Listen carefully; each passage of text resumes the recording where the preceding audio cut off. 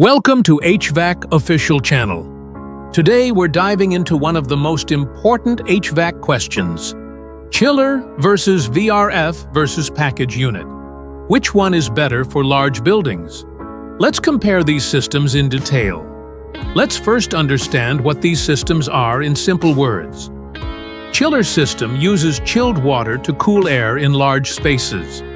VRF system uses refrigerant directly to cool or heat indoor units. Package unit is a self-contained unit with all components in one box.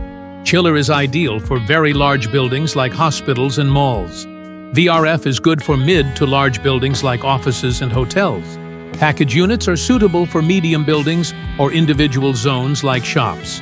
VRF is highly efficient due to inverter compressors. Chillers are efficient at large scale but use more power overall. Package units are moderate in efficiency. VRF offers excellent zoning with individual control. Chillers need central control. Package units are less flexible in zoning. Chillers are expensive, VRF is moderate, and package units are the cheapest. Installation complexity varies, with chillers needing more infrastructure. Chillers need regular technical maintenance. VRF needs less maintenance, but requires trained technicians.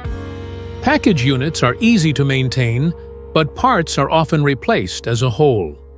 Chiller system is great for large-scale, long lifespan, but expensive and complex. VRF system is high efficiency, flexible, compact, but not ideal for extreme heat zones.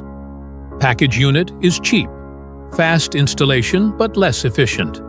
For very large buildings, go with a chiller system. For medium to large buildings, choose VRF. For small or individual units, a package unit makes sense. I hope this video helped you understand the differences clearly. Don't forget to like, comment, share, and subscribe to HVAC Official Channel for more informative and practical HVAC videos. Thanks for watching.